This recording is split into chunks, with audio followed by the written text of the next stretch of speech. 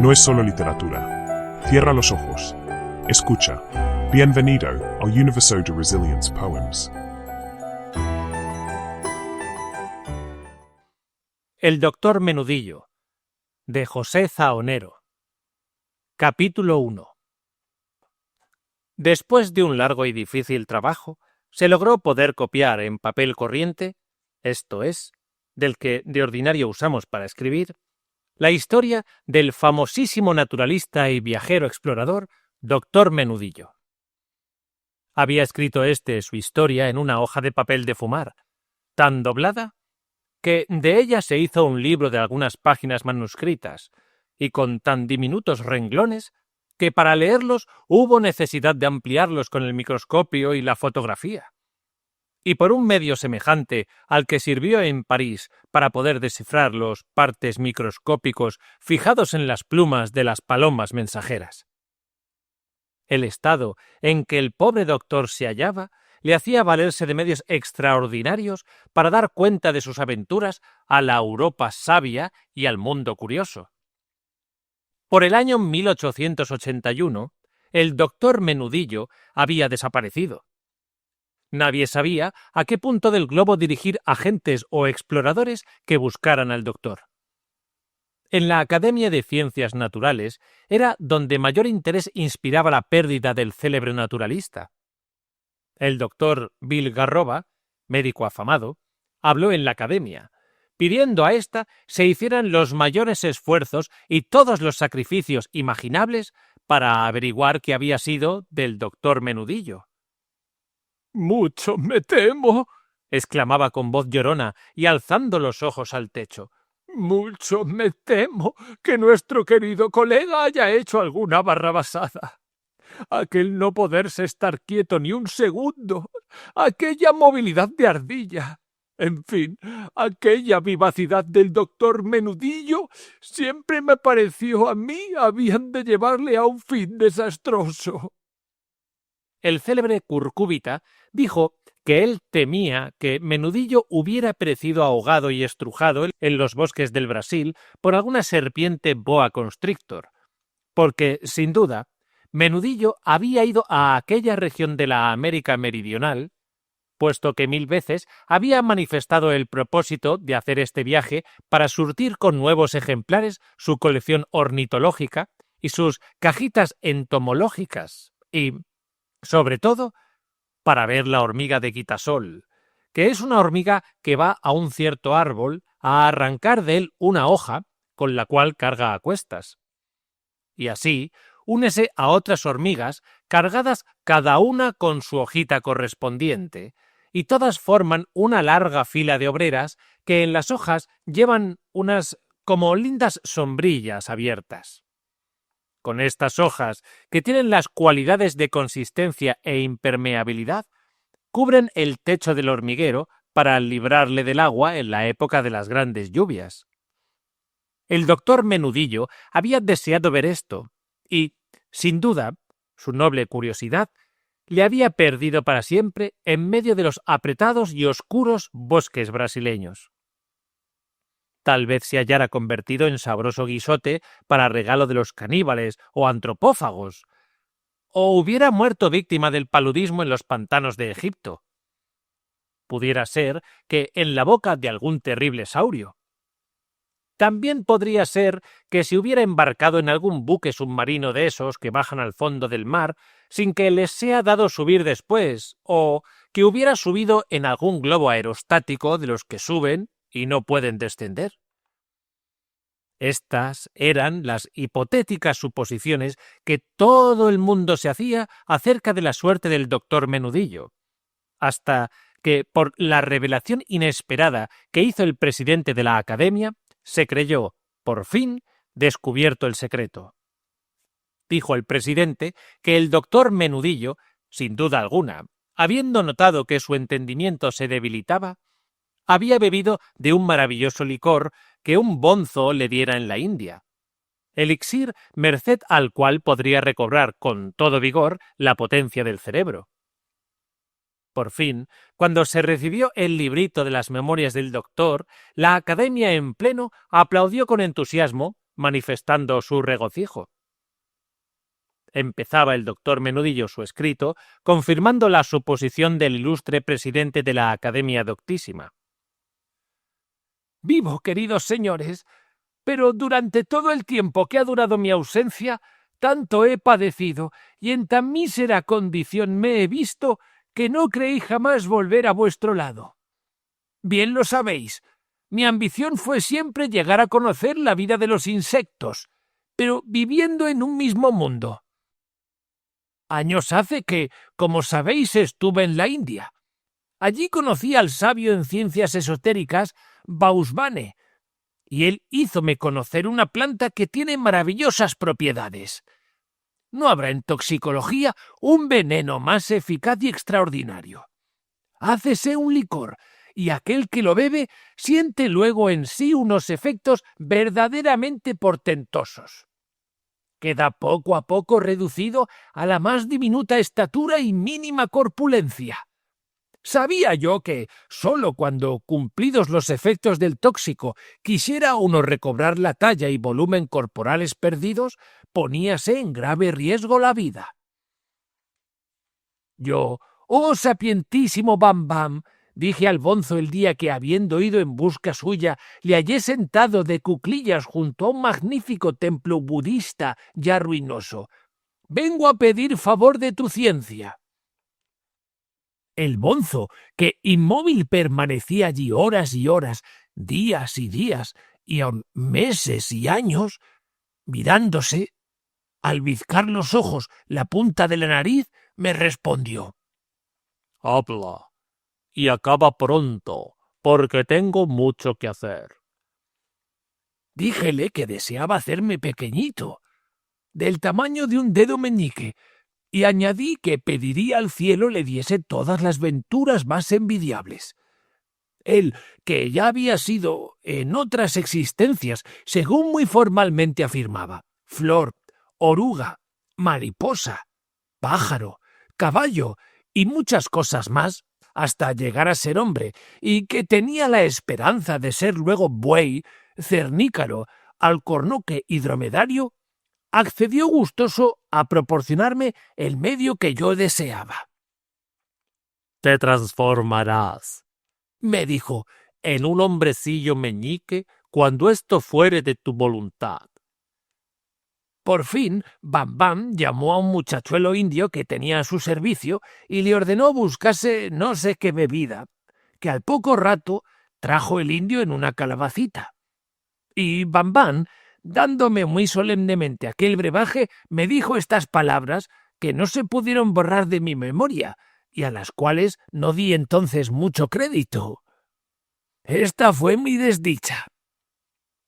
Bebe, y volverás a tener claro el entendimiento, lozana y fresca la memoria. Pero vosotros, los sabios de Europa, no conocéis sino las cosas a medias. ¿Sabes a lo que al beber este licor te expones? Contesté la verdad. Ni sabía esto, ni sabía sino que la tal hierba era sólo conocida de los bonzos de la India. Pues te expones a que, al recobrar las facultades del entendimiento, vayas perdiendo las carnes, y enflaquezcas, y mengues en estatura, y te achiques hasta el extremo más lastimoso. Bien me lo avisó Bam Bam, pero a la verdad no di mucha importancia al consejo ni pude creer jamás que el enflaquecer y achicarme pudiesen producirme al punto de irme reduciendo casi a la nada. Bebí de lo del maravilloso licor. Pude pasarme las noches y los días atento a mis libros. No me hizo traición ni una sola vez la memoria. Había rejuvenecido. Era otro por completo. Mi orgullo estaba satisfecho. Las facultades de mi alma eran poderosas cual las de un joven. ¡Ah! Y cómo me reía de mis colegas, los cuales unos tenían ya la cabeza a pájaros, otros no me resistían ni la cuarta parte del tiempo que yo dedicaba al trabajo. A mis 50 años era tan estudioso y trabajador como un hombre de 25. Todo el mundo estaba maravillado, pero yo no quería descubrir mi secreto. El licor de Bam Bam, así como el té presta energía a las facultades del juicio y el café a las de la imaginación, esclarecíalas todas, devolviéndolas el vigor perdido. Figuraos cuál sería mi espanto al sentirme cierto día con todo el cuerpo dolorido. No parecía sino que me habían descoyuntado y desbaratado, desajustando a la vez todas las articulaciones de mi cuerpo. Tuve que guardar cama. El médico no acertaba a explicarse mi enfermedad.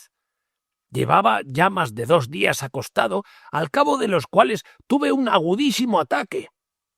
Era un continuo ¡ay! A cada movimiento que hiciera, y con cada ¡ay! Una gesticulación que pondría mi cara que daría espanto mirarla. Claro, que cuando las trabazones de las partes se aflojan, cae uno como si estuviera inanimado e inerte.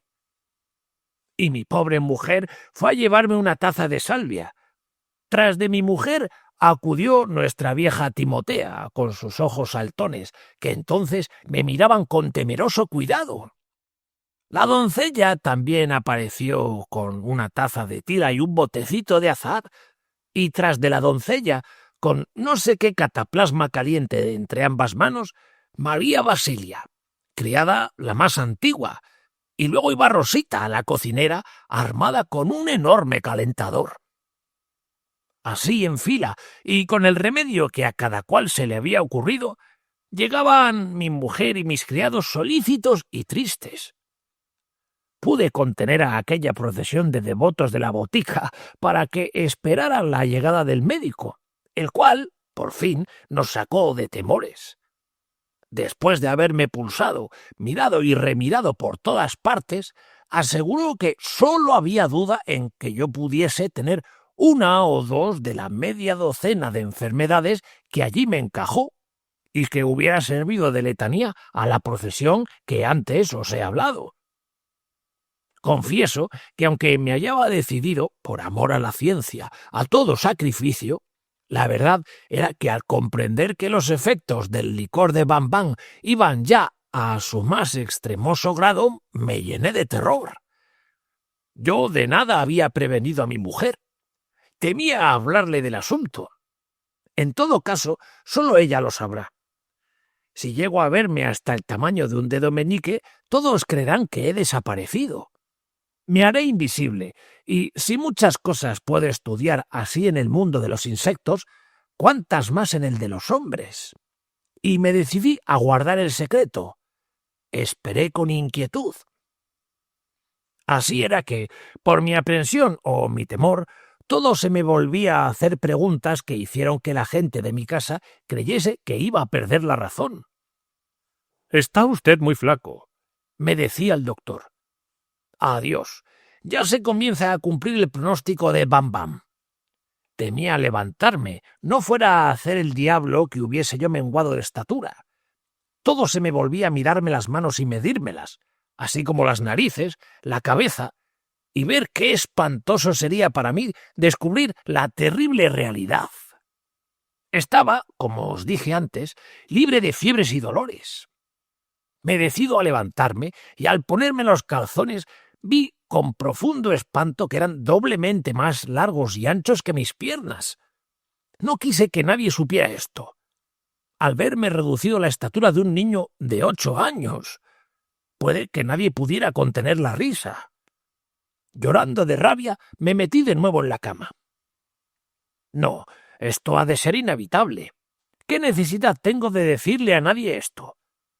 Cuando me quedé reducido al tamaño de un dedo meñique, me lanzo bajo los zapatos de mi aguador y muero como los que se ponen al paso de la locomotora para que ésta les aplaste.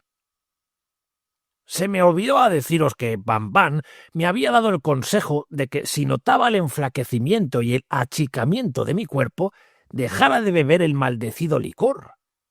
Tal vez así, me había dicho el bonzo, la enfermedad no haga más sino reduciros hasta 1 grado, y de allí no pase el menguamiento. Este había empezado. ¿Quién podría decirme cuándo había de cesar? Quizá cuando me deje consumido como un hilo y chiquito como un comino. —¡Ay, hormiguillo! —decía mi mujer. como tú, que parecías antes hecho de rabos de lagartija y no había manera de verte sosegado y quieto. Estás ahí, metido en la cama y sin querer salir de ella. No supe qué contestar. Hubiera tenido que descubrirle el secreto, y ¿quién podría atreverse a decirle una cosa tan inverosímil y que tanto habría de apenarla si la creía? Por lo mismo, y si no, porque tal vez hubiera dudado de mí, tomándome por un loco. Al fin, un día, mi mujer hizo el tremebundo descubrimiento. Se acercó a mi cama, me miró y remiró muy atentamente, y abriendo luego desmesuradamente la boca y los ojos, exclamó: «¿Qué tengo yo en la vista? Que juraría que te han achicado las orejas y las narices, y aún me parece que hasta la cabeza toda es más pequeña. ¡Uf! Si los ojos me parecen chiquirritines». No hubo remedio. La fiera reducción mía era inevitable y había sido notada. Y por último, se lo revelé todo a mi mujer. Por supuesto, tuve una idea. Veréis cómo me las compuse para que a la pobrecilla no la causara tan terrible impresión la noticia. «Mira, mujer mía», la dije, «no te asustes ni alarmes, porque lo que aquí va a suceder es cosa preparada por mí y a mi gusto». Creo que me eché a reír. Valiente gana tenía yo de risa, pero intentaba engañar a mi mujer. Sin embargo, era necesario resolverse a descubrir la verdad. Cobré al fin valor y dije: «Has de saber, esposa mía, que voy a achicarme». «No te comprendo», me dijo la pobrecilla llena de asombro. «No es fácil que me comprendas. Quiero decirte que voy a menguar como la luna. Es decir, que me quedaré convertido en liliputiense. Pero no te alarmes. Podré recobrar mi estatura cuando haya realizado la empresa científica que quiero acometer». «¿Y qué empresa científica es esa? ¿Y para qué diablos has de quedar a la tan breve estatura que dices?» «¿No aciertas a explicártelo?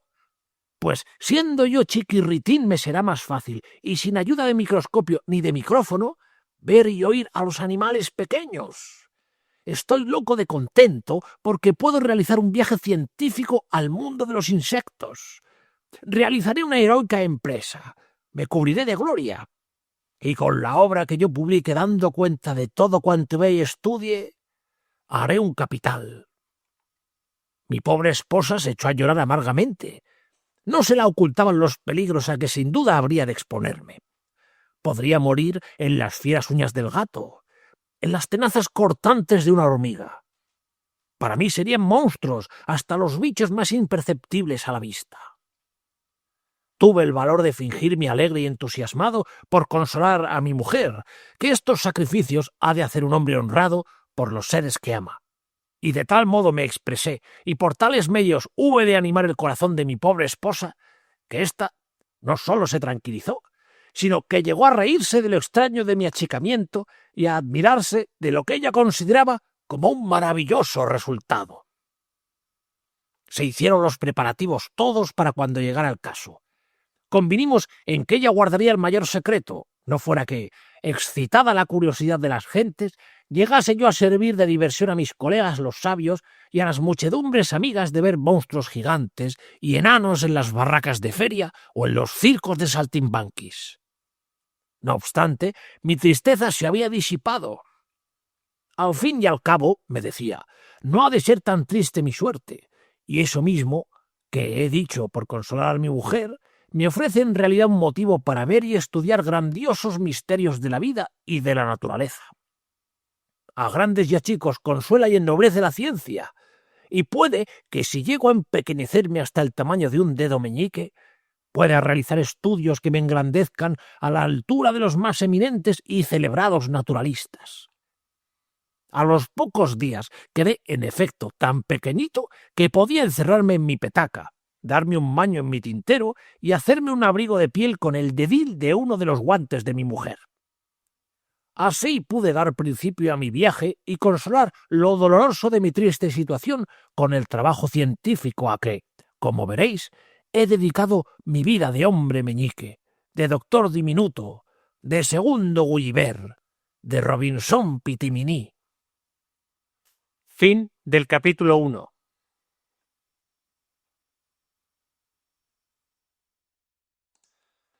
Capítulo 2 de El doctor Menudillo, de José Zahonero. Mi mujer estaba espantada de asombro. Yo la había suplicado que hablase en voz baja porque de otro modo me ensordecería. Y mientras ella, colocándome con sumo cuidado en la palma de su mano, exclamaba admirando mi personilla: «Jesús, qué mono, qué gracioso y lindo te has quedado, pobrecito mío».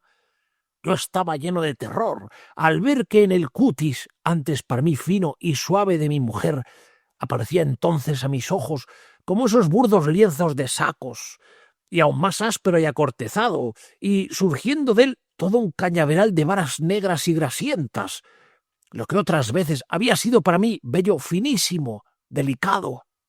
Hasta el aliento de su boca, en verdad, aromatizado por el licor de menta dentrífico que ella usaba, era cálido como vapor que escapaba de una enorme caldera. Mi sensibilidad se había hecho más delicada, y si mis sentidos no llegaban al alcance que habían tenido, eran en cambio mucho más perspicaces. Oía infinito número de sonidos y veía hasta los más minuciosos detalles de las cosas que antes hubiera tomado por pequeñas y futiles. Para hacerme oír sin tener que hablar a grandes voces, lo cual me hubiera mortificado, hube de valerme de un micrófono telefónico. Mi mujer, para contemplar mi cara y ver la expresión de mi rostro, valíase de una enorme lupa. «Es necesario», la dije, «que pienses en hacerme ropa, pues no tengo más que esta túnica del muñeco de Pepito, y a la verdad estoy impresentable». No os he dicho que tenía 2 hijos, Pepito y Carmela, a los cuales nada les había dicho respecto a mi transformación y achicamiento. Mi mujer pensó que si los niños veían a su padre reducido a la estatura de una figurita de porcelana de las de la Rinconera, podrían tal vez querer jugar con papá y faltarle al respeto. No obstante, di las medidas de mi cuerpo a mi mujer, y ésta encomendó a nuestra hija el encargo de que con los faldones de una de mis levitas hiciera un traje completo. También hube de ponerme los sombreros de un muñeco de Carmela. Cuán ajena estaría ésta de sospechar que aquello iba a servir a su padre. Se les dijo que yo me había ido a hacer un largo viaje. Lloraron un poquito, pero después, ante la promesa de que tornaría pronto a casa cargado de juguetes y regalitos para ellos, se tranquilizaron en cierto modo contentos y risueños, con la esperanza de recibir algún día de mis manos quizá 1000 preciosas curiosidades. Sin embargo, cuando yo, escondido, veía cerca de mí a aquellos gigantes, mis hijos, lanzando terribles gritos, no me podía acostumbrar a la idea de que aquellos fueran mis hijos, a los cuales creía que habría de ver mucho más pequeños que yo, esto es, de estatura equivalente a la que, con relación a mí, tenían antes de que yo me achicase. Pero quien no cesaba de admirarme ni acertaba a moverse de mi lado era mi mujer. Parecía unas veces satisfecha de verme, como ella decía, tan remonísimo y tan gracioso, con mi cabecita de miniadas facciones, mis piernecitas y mis brazos, hecho un hombrecito. Vamos, déjate de contemplaciones. Tú no puedes pensar lo que me mortificas cada vez que me agarras con tus dedazos. Luego, el calor de tu mano me sofoca. Es necesario que pienses en hacerme más fácil y llevadera mi situación. Nunca hubiera dicho tal cosa. Me hallaba sobre la mesa de mi despacho, frente a mi mujer, que había intentado atraparme con sus dedos. Pues bien, de pronto cayó sobre mi cabeza, cegándome y aturdiéndome, un chubasco de agua. Era una lágrima que se había desprendido de los ojos de mi mujer, conmovida por lo que, sin duda, hubo de considerar una ingratitud mía. «Perdóname, esposa mía», le dije, y saltando a su mano derecha, me abracé a su dedo meñique y le besé en la yema, gordita y carnosa, como un rostro. «No perdamos el tiempo», le dije después. «Es necesario que me habilites una casa donde yo pueda habitar. No se te ocurra meterme en un cajón o en un estuche. Trae de la cómoda de la sala aquella casa suiza que te regalé llena de dulces el día de tu santo. Es bastante cómoda y abrigada. Tiene cristales, 2 pisos y varias habitaciones. En fin, ya me acomodaré como me fuere posible con 4 trastitos de los juguetes de la niña hasta que haya dispuesto lo necesario para emprender el viaje. Así se hizo, y quedé instalado en la casita suiza, como Gulliver en la casa de muñecas de la niña gigante, y con más lujo y comodidad que Robinson en su isla.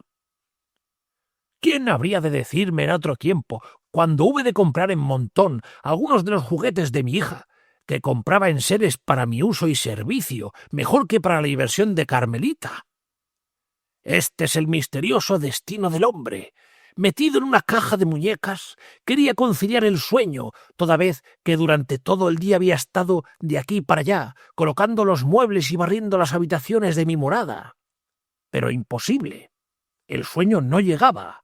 Tal hervía mi cabeza, y tan continuados y disparatados pensamientos ocupaban mi mente, desvelándome y poniéndome en continuo desasosiego.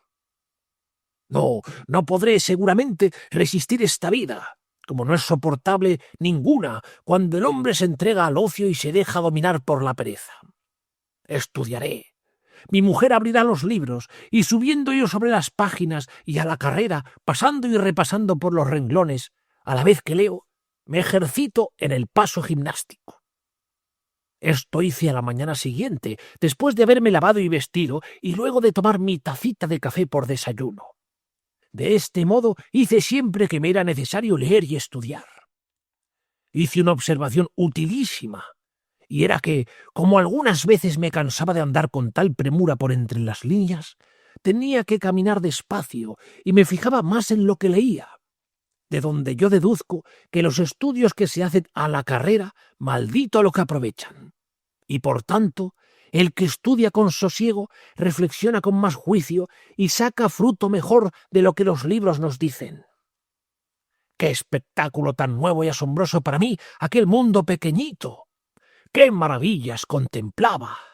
Lo que hasta entonces había yo tenido por inútil y despreciable, resultaba entonces grande y de provecho, a veces digno de admiración por su belleza. Yo, que era tan chiquitito, que al asomarme para mirar abajo por los bordes de la mesa de mi despacho, me sentía acometido por el vértigo de las alturas, ni más ni menos que si vosotros mirarais a la tierra desde lo más elevado de una torre, tenía la ambición de acometer empresas heroicas, que a vosotros habrán de haceros reír. Pero es sin olvidar que yo no era mayor que el dedo meñique de mi mujer, no lo olvidéis, pues sólo teniéndolo presente es como será posible comprender todo el valor o merecimiento de las aventuras que he llevado a cabo, lo terrible de los peligros en que me he visto, y de los cuales he ido saliendo merced a mi fe en Dios y en la ciencia, que es la santa verdad de Dios que los hombres van descubriendo como premio a la constancia, a la virtud y al trabajo. No cabe duda, me dije, yo soy un héroe de la ciencia. Las impresiones que ahora voy a recibir y los peligros a que valerosamente voy a exponerme son bien distintos de las impresiones y de los peligros que se me ofrecieron cuando, por hacer estudios de meteorología, hice atrevidísimos vuelos en aeroplano. Entonces expuesto estuve a caer y estrellarme contra el suelo, o a hundirme y ahogarme en el mar. Pero ahora mayor número de peligros y más variedad de ellos me amenazaban. Cuando, desde las alturas a que llegué en el espacio por nuestro monoplano, miraba la tierra, qué diminutos aparecían a mis ojos los edificios, como juguetes, y los hombres como pulgas, y cuán despreciable era la tierra. Pero al haberme achicado, merced al elixir de Bam Bam, veíame en un mundo de cosas ciclópeas, plantas enormes y animales y gentes gigantes. No importa, adelante, no dudes, no vaciles, no tiembles. Aunque te hayas achicado, eres grande, un grande hombre. Muy entusiasmado me sentí después de este discurso. En esto llegó a mí la siempre dulce argentina voz de mi mujer. Cuánto la amaba y cuánto la había yo amado siempre. Por el amor que hacia ella sentía, por este amor casi más que por el progreso de las ciencias y el bien de la humanidad, habíame achicado yo. Deseaba conquistar la gloria, realizar tan audaz y extraordinaria empresa, y ofrecer a mi mujer los laureles que el mundo me diera en premio de mi obra. «Jesús», decía mi mujer, «qué suciedad y qué miedo». «Perdone la señora, no lo habíamos visto», replicaba la camarera. Y añadía, porfiando, respetuosa pero tenazmente: «Hemos limpiado toda la casa. Sí, señora, la hemos limpiado. Lo hemos barrido todo con el esmero de siempre». «No es posible. Créame la señora». «Así será, pero el caso es que en el rincón aquel está ese inmundo bicho. Vaya usted, acérquese. Vea la telaraña que hace allí colgajo», contesta mi mujer. Y poco después dijo, al ver que la camarera y un criado, armados de escobillas de largo palo, se disponían a limpiar el rincón: «No, no la matéis hasta que yo haya salido de la habitación. Podría caer ese bicharraco encima de mí y yo me moriría de miedo y de asco». «Aquí de los hombres», me dije yo, «valgan ahora los buenos caballeros. Ya empiezan para mí las aventuras. Mataré esa araña». Tal fue mi heroica resolución. Las arañas son animales ferocísimos. Entre sí mismas se atacan fieramente y se devoran unas a otras. La hembra suele casi siempre devorar al macho. Se arrojan a la lucha y la araña más fuerte devora a la más enteca y endeble. «Ánimo y adelante», me dije. ¿Qué arma elegiría? Una fina y afilidísima aguja habría de servirme de espada, y llevando a cuestas una cerilla y varias cabezas de otras, prendería fuego al nido, caso de que con las estocadas que tirase el monstruo no pudiera dar fin a su existencia. ¡Ah! Si vierais qué empresa aquella, para mí más ardua y difícil. Tratábase de subir al techo, es decir, a una altura para mí tan considerable como lo puede ser para vosotros el pico del Mulhacén, pero no por pendiente inclinada, sino que por un plano terso y vertical, tan terso que las paredes se hallaban estucadas. Iba a combatir un monstruo que me resultaba de la magnitud con que, cuando yo tenía la estatura natural, no esta a que me redujo el veneno del indio, resultaría mi mesa de despacho, de modo que os podréis figurar una araña enorme como una gran mesa. Sería horrible tal monstruo. Así aparecería para mí la araña, y además las patas de la fiera serían casi de doble longitud que todo mi cuerpo. Había yo hecho que mi mujer pusiera una escalerita a uno de los lados de mi escritorio, escalera hecha de libros superpuestos, y claro que unos más salientes que otros. Por ella podía bajar hasta el suelo, pero me pareció más conveniente subirme al borde superior del respaldo de una silla, caminar por allí como un funámbulo e irme acercando a otra silla, y así de esta a aquella llegarme hasta el cordón que pendía del alambre de la campanilla, subirme por él como un marinero a las cofas, colarme al agujerito hecho para que el referido alambre pasase al llamador de la alcoba, y por el alambre llegaría a la madriguera del monstruo. No sólo me aterraba el peligro de tropezar y caerme al suelo, sino que me daba miedo el riesgo en que podría verme de tropezar con alguna mosca. Nada para mí más repugnante y espantoso que aquellos dípteros peludos, con 2 ojos enormes, un abdomen blancuzco y todo el cuerpo cubierto de unos parásitos que deben servir en parte de alimento a las moscas, porque de tiempo en tiempo las había yo visto devorarlos, limpiándose de ellos el cuerpo, las patas y las alas. Pero no bien se limpiaban, volvían pronto a verse cubiertas de otros nuevos de la misma especie. Claro, es que las moscas jamás me habían parecido a mí tan feroces, pero, vuelta a las proporciones, se me aparecían entonces mayores que grajos, eran más grandes que mi cabeza. Ahora bien, ¿os sería posible vivir en un lugar donde hubiera tantos grajos como puede haber de moscas en una habitación, y que fuesen tan impertinentes que pasaran dándoos terribles aletazos o posándose sobre vosotros? ¿Y qué ruido más continuo y estridente el que armaban aquellos animaluchos alados!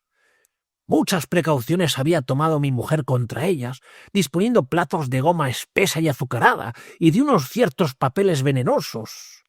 Pero, no obstante, no me había librado de ellas, ni de sus feroces compañeros los mosquitos. ¡Qué espantosa resonancia la de la trompetilla de estos! Me parecía oír la del juicio final.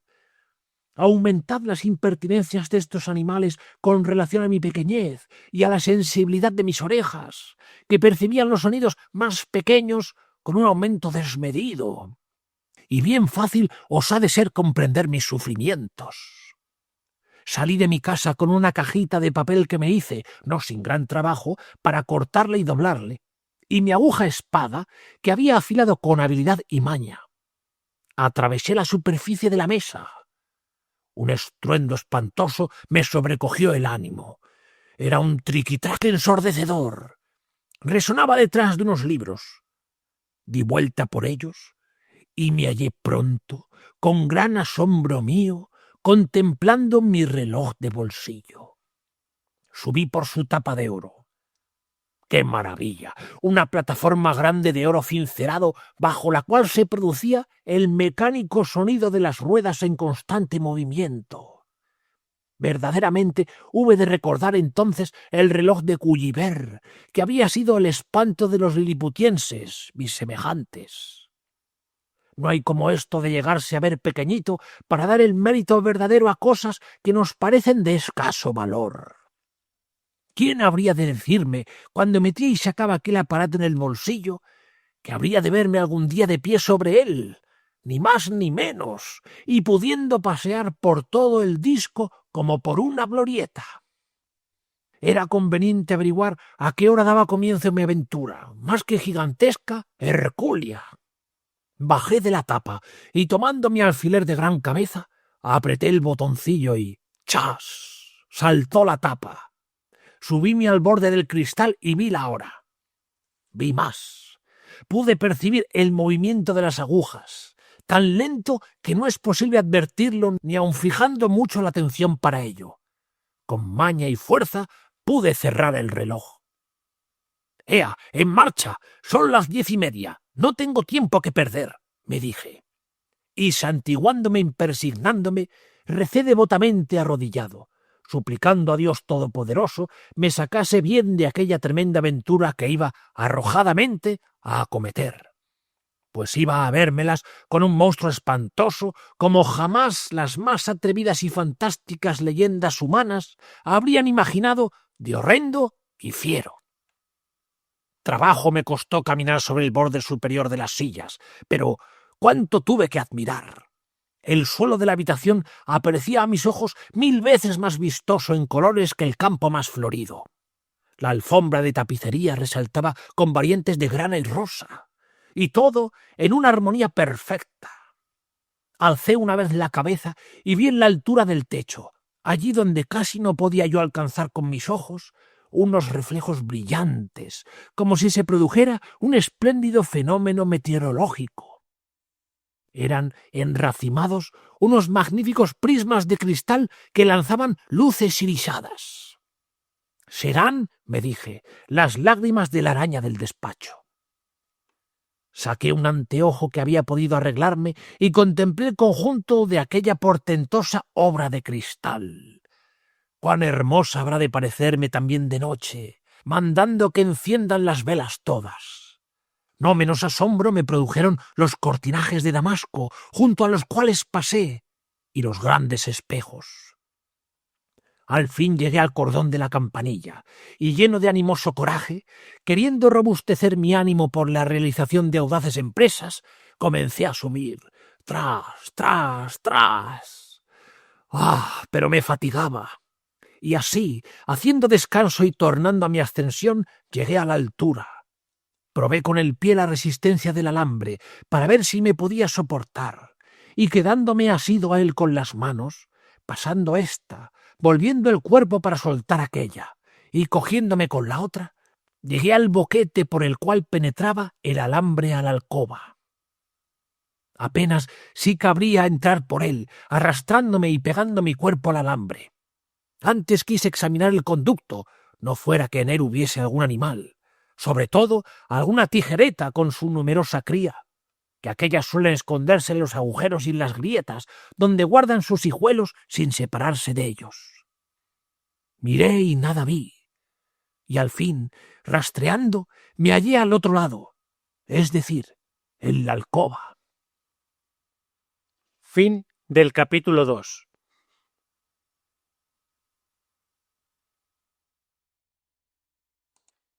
Capítulo 3 de El doctor Menudillo, de José Zahonero. ¡Bravo! Era un héroe. Notaba, sin embargo, que mi fatiga no resultaba al fin tan grande como yo me había temido y que, relativamente, era más ágil y diestro que hube de serlo cuando tenía la estatura ordinaria del hombre. Por fin, después de un ligero descanso, pensé proseguir mi heroicidad comenzada. Sin duda alguna, Dios, al permitir que yo me viera tan chiquitito como un liliputiense, me había dado un ánimo valeroso y audaz. Cierto que yo había sido siempre inquieto y un tantico acometedor, pero jamás hasta el extremo de entonces. Pero, ¿sabes tú, me decía yo, a lo que te expones? ¿Sabes y comprendes el mérito de la empresa que intentas realizar? Tú, que cuando eras un hombre como los demás, no hubieras ido a presenciar siquiera a regular distancia la caza de la pantera, te arriesgas a cazar una araña. Pienso que seguía mirando con el desprecio de antes a las arañas como había mirado a las moscas, y verdaderamente ya no me era dado considerarlas así. Pues qué, ¿no se arroja una araña sobre su víctima y hace presa en ella por salto tan rápido y por contracción de sus patas, tan recia como el tigre sobre su caza?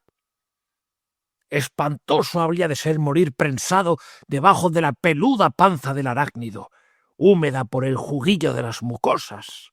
Moco que al contacto del aire se seca y endurece formando hilos, y segrega innumerables a la vez, y hace red, en la cual pega y ata a su víctima, al propio tiempo que la estruja entre sus largas patas, prénsala y va chupándole la sangre y la mata. El monstruo queda ahito y embriagado. Desde el alambre salté yo al techo del armario espejo que se hallaba pegado a la pared, no lejos del rincón donde tenía su guarida de muerte la enorme araña. Allí escondida, al acecho, esperaba paciente e inmóvil a que cayese alguna presa en la red. La contemplación de ésta me entretuvo por largo tiempo. ¡Qué admirable obra! Formaba la extendida tela una especie de embudo prendido por sus bordes a la pared, y estrechándose y apurándose hasta el cavernoso agujero, centro de toda aquella trampa, cepo y red. Allí dentro rebullía una masa negruzca, el alma de aquel antro. Al menor contacto con la red estremecíase el animal y rápidamente salía de su covacha. Esta fina percepción dio, sin duda, lugar al error muy corriente de que las arañas gustan de la música, error combatido por Mr. C. Boggs. Este profesor hizo sonar un diapasón y, tocando varias veces con él ligeramente en la tela de araña, llegó a ver estos efectos. Si la araña estaba en el centro de la tela, viraba en redondo con rapidez para colocarse de frente en la dirección del diapasón y recibir en sus patas anteriores las vibraciones comunicantes de los hilos radiales.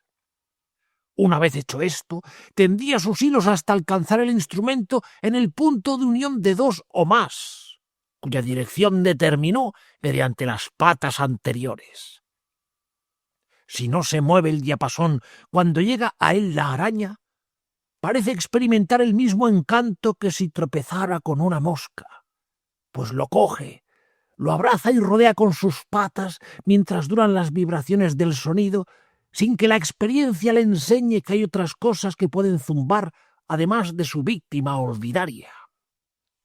Cuando, incitada a una araña, llega al borde de la tela, apartamos el diapasón y luego lo acercamos poco a poco.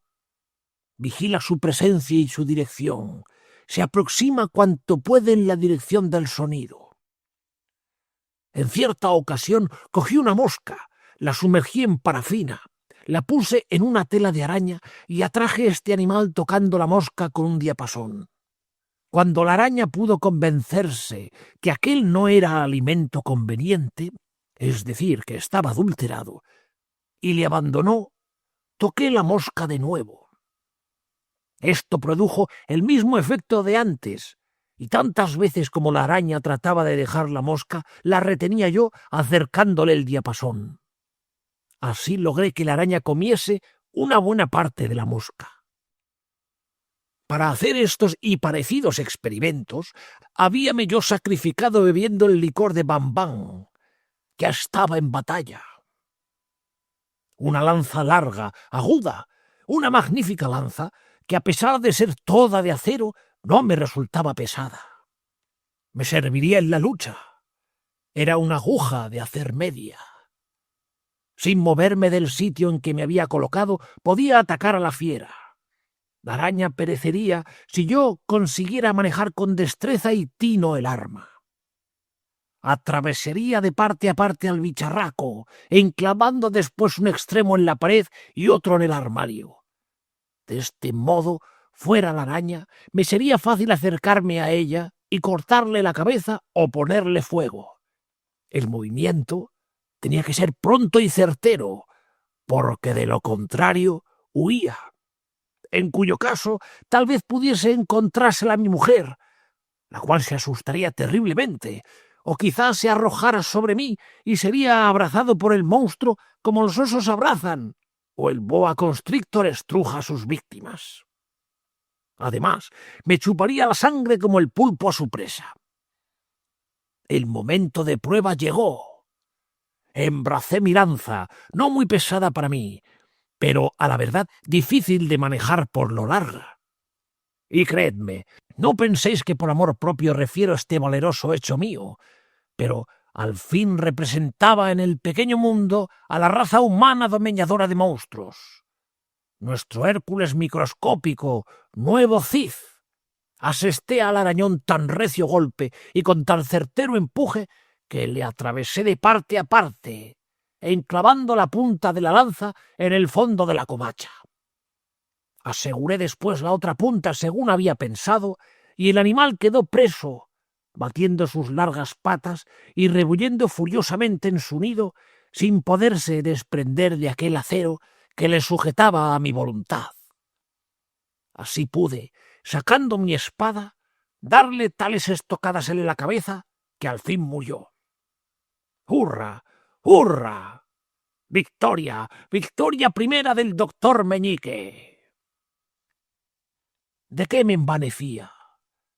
Pronto comprendí cuán engañosa era mi ufanía. Pronto mi valerosa y noble ambición de conquistar la fama de sabio investigador iba a recibir un triste desengaño. ¿Cómo no se me ocurrió pensar en que nunca las empresas acometidas por los pequeños fueron justamente apreciadas por los grandes? ¿Qué poeta se atrevería, arrostrando las burlas del mundo, a escribir las aventuras de un hombre meñique? Heroica hazaña del enano que mató a la araña. ¿Cómo, a pesar de mi previsión de hombre de ciencia y de pensador, no vi que me esperaban otros trabajos más duros y apenadores que los trabajos materiales? ¡Ay, que así fue! Y por ello tuve que renunciar a mis exploraciones por el mundo de las hormigas y de los insectos. Ello fue que cuando más satisfecho me hallaba, viendo a mis pies y atravesado por la aguja lanza el terrible monstruo, oí la dulce voz de mi mujer. «¡Dios mío!», exclamó. «Te buscaba. Temí que te hubieras perdido o que hubieras... Horror me causa el pensarlo, caído en las garras del menino. Pero ya no hay peligro. He tomado mis precauciones. El morrongo está encerrado. Pero, ¿qué haces ahí, pobrecito mío? ¿Cómo has podido subir a esa altura? Espera, espera, que yo te ayudaré a bajar». Cogió a mi mujer una silla, subióse en ella y tendiendo hacia mí el brazo derecho, puso la palma de la mano y yo caí en ella, abrazándome al dedo meñique y besando con efusión la yema de aquel dedo como hubiera abrazado a mi esposa a haberme sido posible hacerlo. Ella lloraba, Afligíala la idea de que yo, por mi loca empresa, me hubiera condenado para siempre a vivir reducido a tan mínima estatura y misérrima corpulencia. Entonces, por darle consuelo y reforzar con mis palabras su ánimo, abociné con ambas manos mi boca, y a grandes voces, pues de otro modo no era posible que oyera, comencé a gritar de la manera misma que lo había hecho cuando, dirigiéndome a un numeroso concurso, había tenido que pronunciar mis más doctos y elocuentes discursos. «Nada temas», dije, «volveré a mi estatura y vigor. Cuando, realizados mis experimentos, pueda confirmar con ellos cuanto acerca de la vida psíquica de los insectos, especialmente de los himenópteros, han dicho Darwin, Imbrock, Pet Hag, Modrich, los Hoover, y aun añadir nuevos descubrimientos». Déjate de repetirme esa letanía de santones científicos, embusteros, y vuelve a ser lo que eras. Porque a la verdad, te lo confieso, unas veces, cuando te miro de cerca, me pareces un lindísimo muñequito, un juguete muy mono, que puede bañarse en la jaula del pájaro y habitar la cunita de muñecas, como Gulliver. Y otras. Cuánto me aflige el decírtelo. Mi mujer calló. «¡Prosigue!», grité yo, «prosigue». Pues bien, otras veces se me figura que eres, qué sé yo, una alimaña.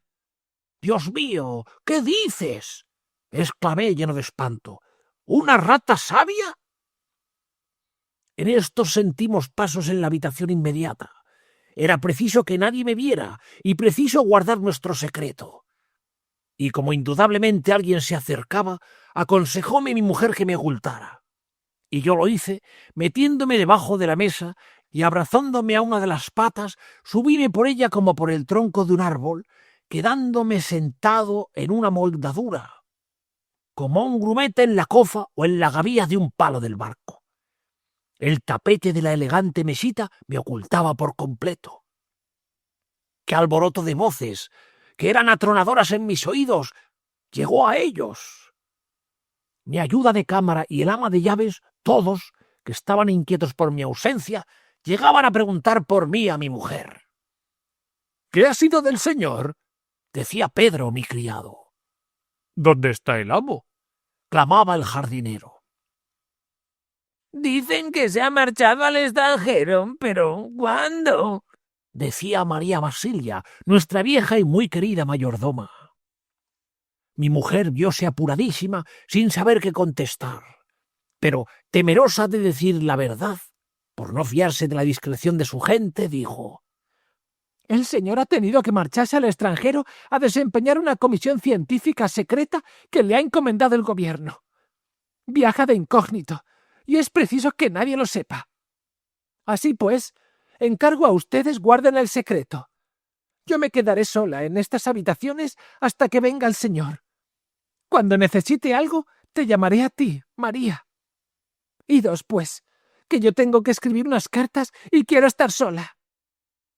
¡Qué susto pasamos!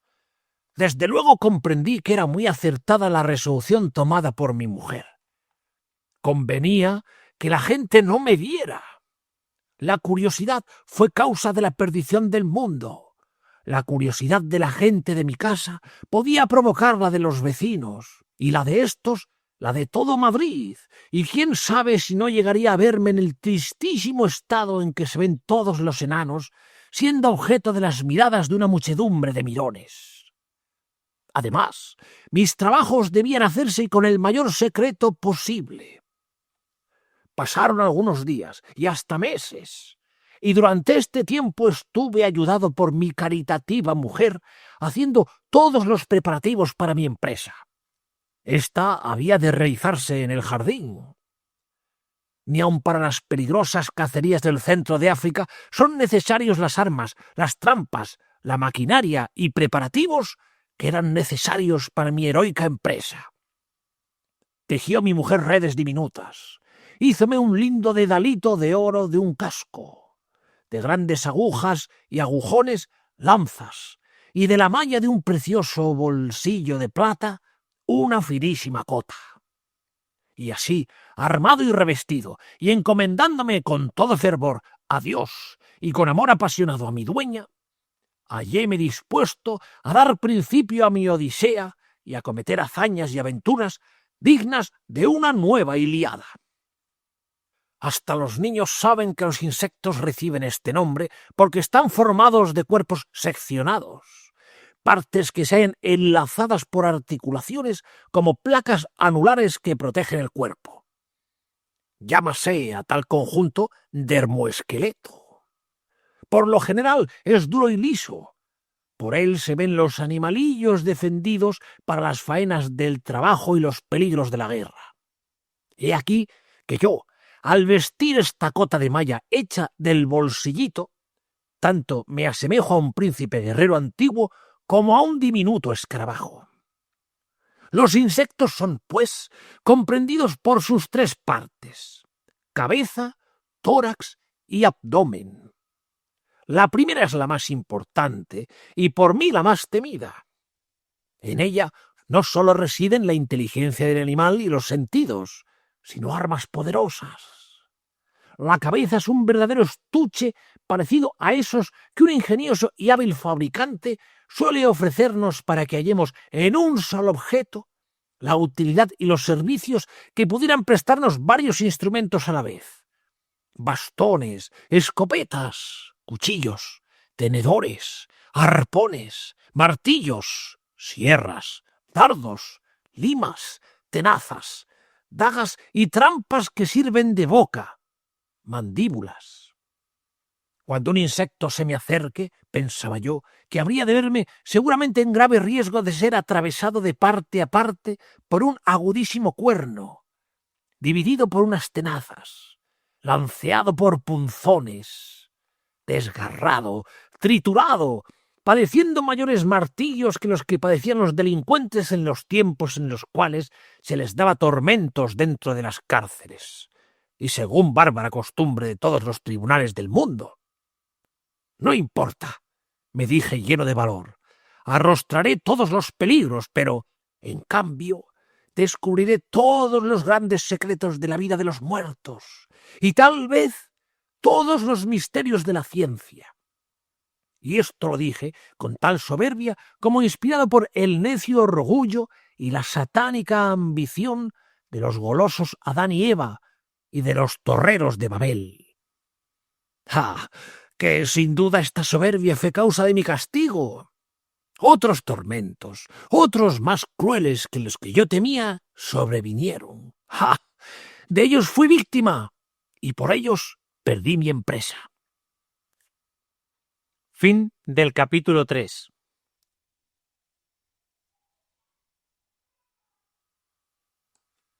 Capítulo 4 de El doctor Menudillo, de José Zahonero.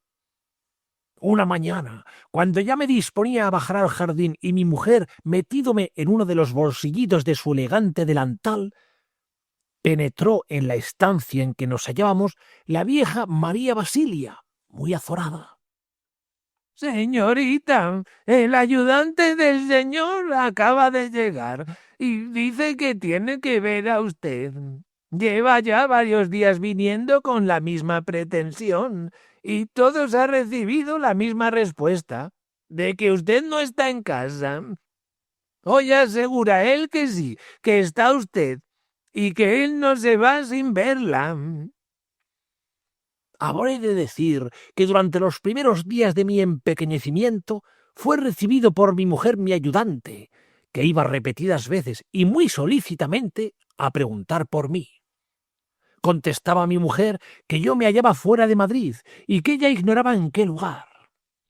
En la casa solo habían quedado el conserje, un anciano que solo salía del kiosquete o pabelloncillo de la verja a las habitaciones principales, Pedro y María Basilia. A nadie se había revelado el secreto. Tan útil, tan celosa, tan discreta era mi mujer.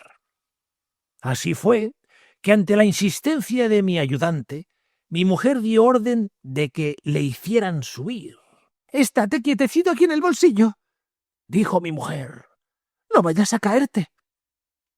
Y luego, pensando lo mejor, me cogió y, medio envuelto en un finísimo pañuelo de seda, metióme en el bolsillo relojera de su levita gabán. Y allí quedé tan guapamente escondido, pudiendo verlo todo sin que me vieran.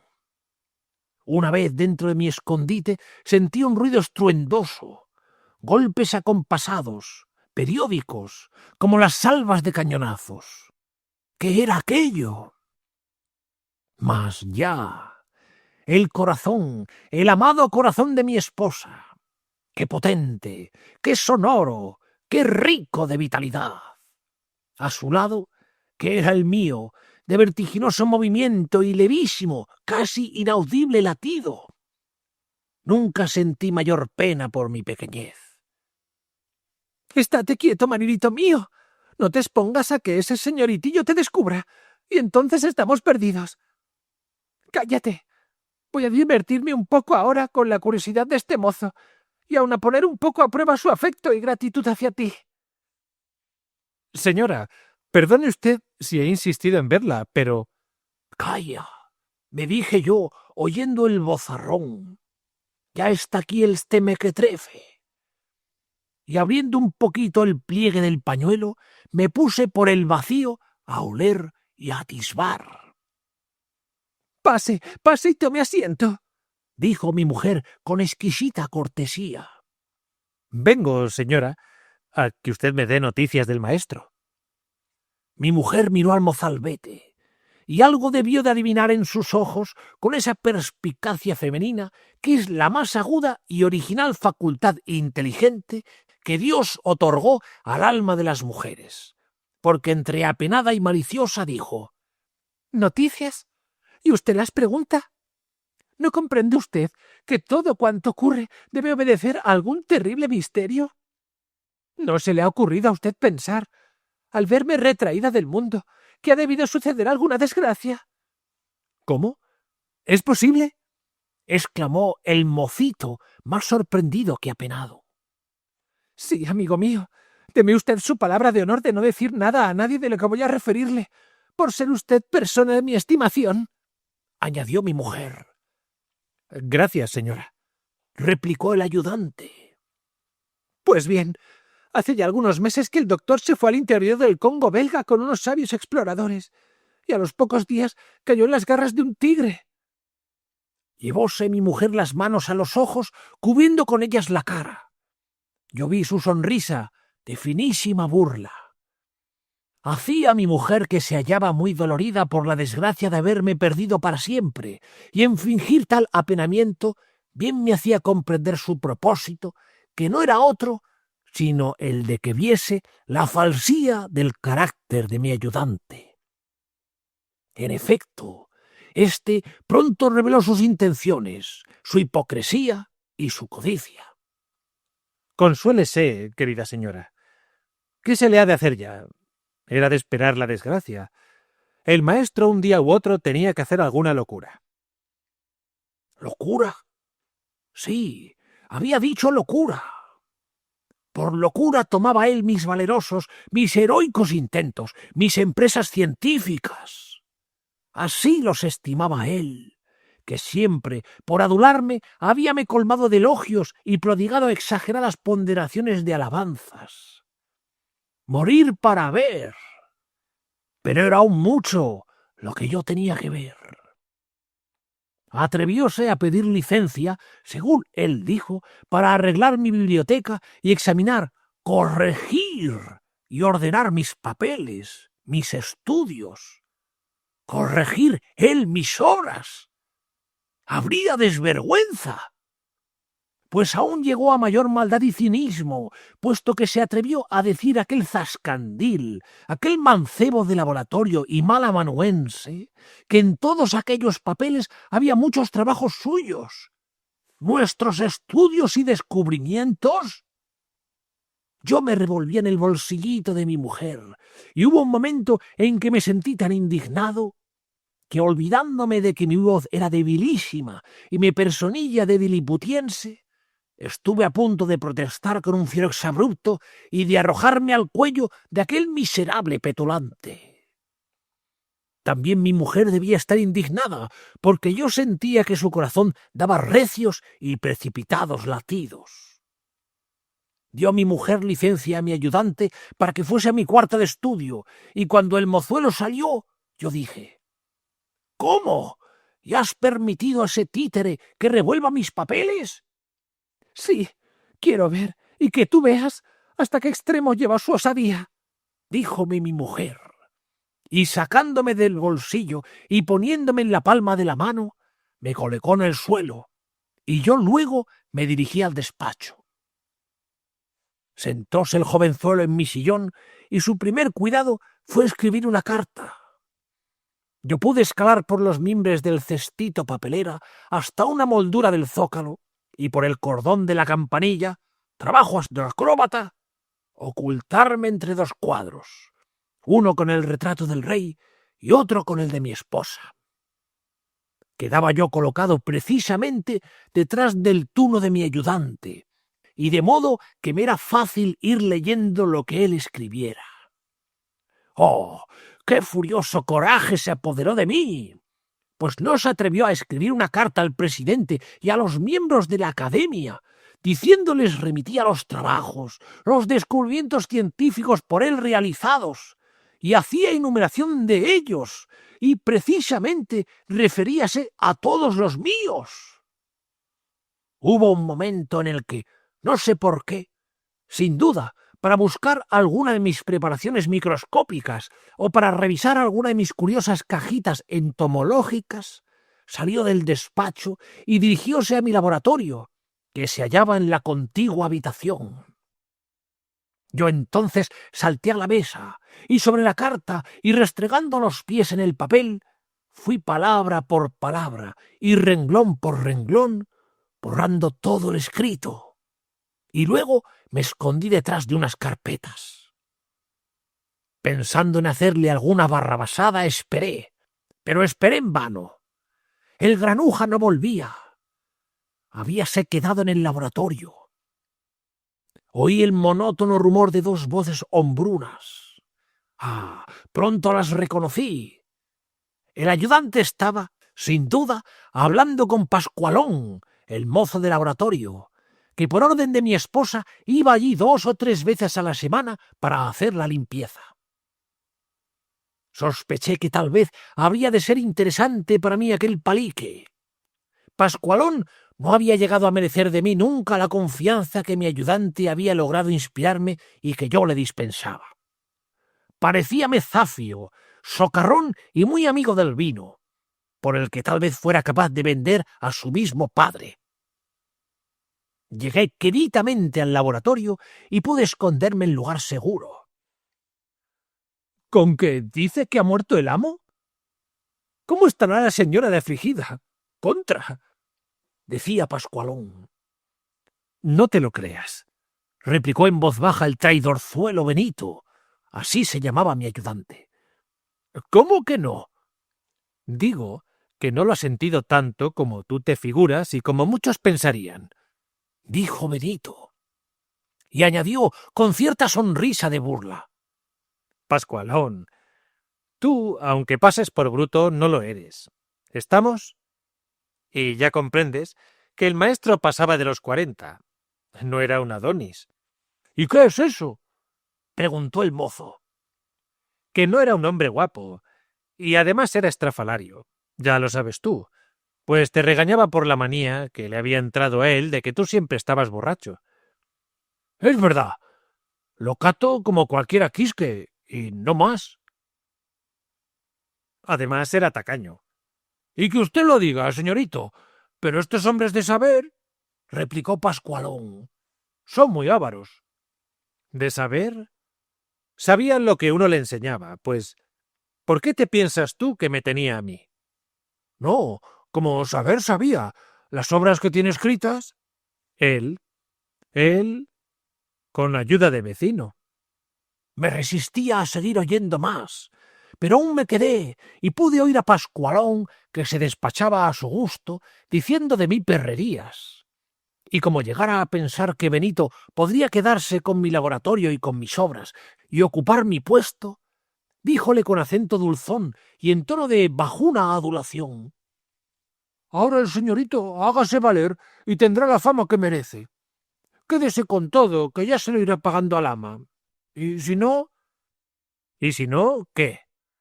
Preguntó con extrañeza Benito. Pues, pasando poco tiempo, cásese y quédese con el amo también. Toma, claro, replicó en voz muy baja el miserable Benito. ¿Creeréis que pude contenerme? Grande fue el dominio que mi voluntad ejerció sobre la ira, la indignación y la soberbia que se revolvían en mi pecho.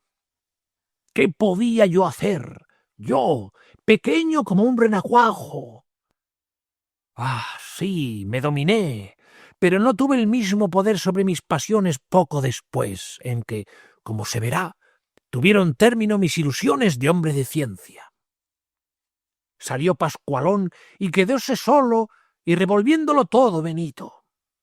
Pero poco después, mi mujer, que estaba inquieta por mi ausencia, fue en busca mía al despacho y luego al laboratorio.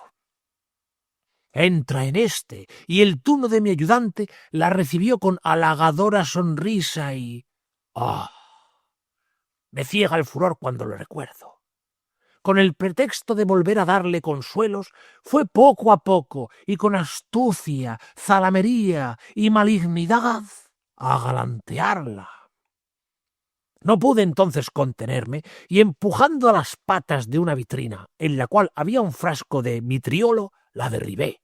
Y se rompió. Y al romperse, vertióse el frasco, abrasando la ropa y la mano del pícaro, del traidor Benito.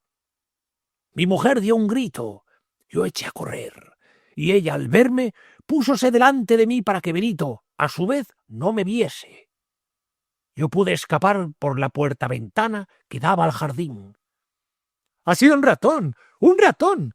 Gritó Benito, que me vio, si bien no pudo distinguir mi figura. E iba a correr detrás de mí para darme caza, y lo hubiera conseguido a no haberle detenido mi mujer. Huí por el jardín, y en esta huida pasé por grandes trabajos y realicé los más heroicos hechos. ¡Oh, falso mundo! Bastante había visto, bastante para comprender lo engañosa que es la amistad. Cómo habían, no ya de celebrar debidamente, pero ni aun creer mis hazañas de hombre liliputiense, cuando tampoco habían apreciado los descubrimientos y estudios con que antes, en estado y circunstancias más verosímiles, había enriquecido la ciencia. Por otra parte, comprendí que, reducido a enanito, no me era posible defender a mi esposa y, en fin, que ni la fama gloriosa ni nada en el mundo valían lo que el cariño de ella y de nuestra santa felicidad. Otros más graves pensamientos me asaltaron. ¿Cómo? Me dije, no quise humillarme, no quise reconocerme pequeño delante de Dios y entregar mi alma a la ciencia de las ciencias, a la religión que ilumina con la fe, y no había tenido yo reparo en reducirme al estado de meñique por estudiar a los bicharracos.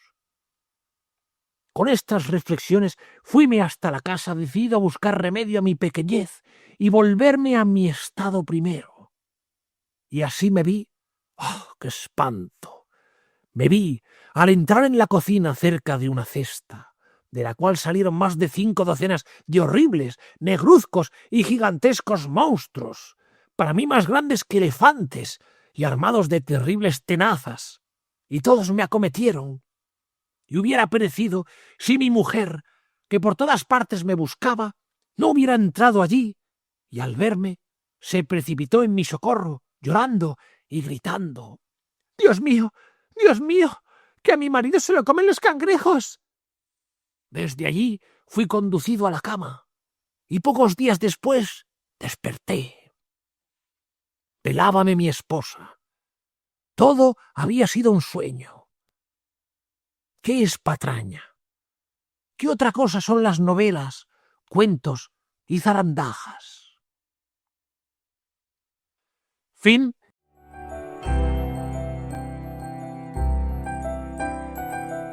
no es solo literatura. Cierra los ojos.